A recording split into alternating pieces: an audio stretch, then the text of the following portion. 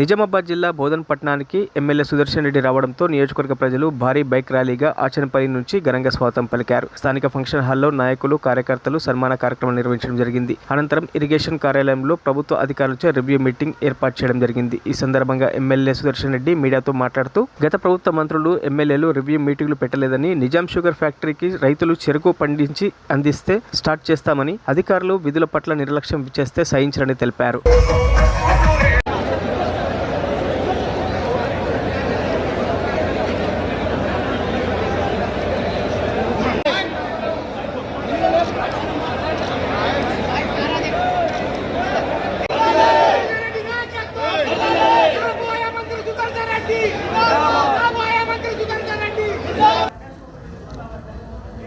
నిజామాబాద్ కానీ బోధన కానీ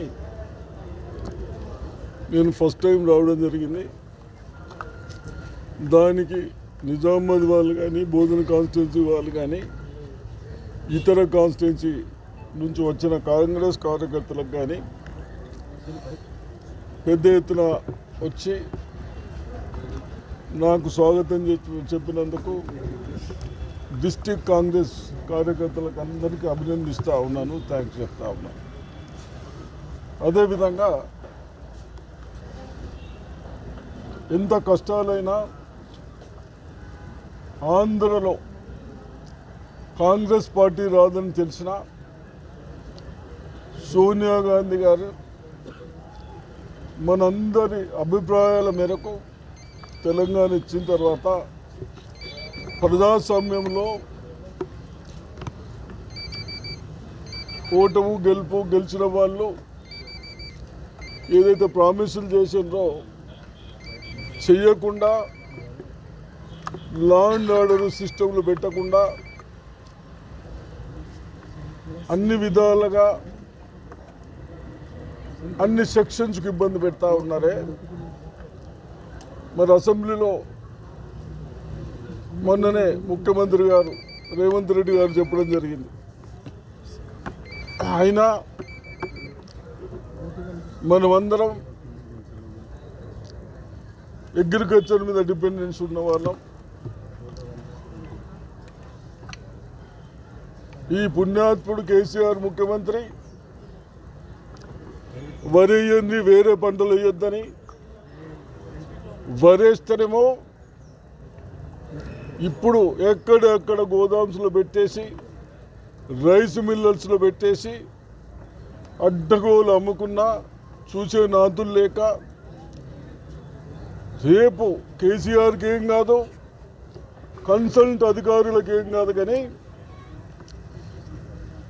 ఏదైతే ప్రజలు పంట పండించిందో దాన్ని సరిగా ఉపయోగించుకోకుంటే పెట్టడానికి గోదాములు లేవు. మళ్ళీ ఏదైతే బ్యాంకులో పెట్టి గోదాములో వడ్లు పెట్టి రైతులకు ఇచ్చామే, అవన్నీ స్వార్థపరులకు అమ్ముకోవడానికి అవకాశం ఇచ్చి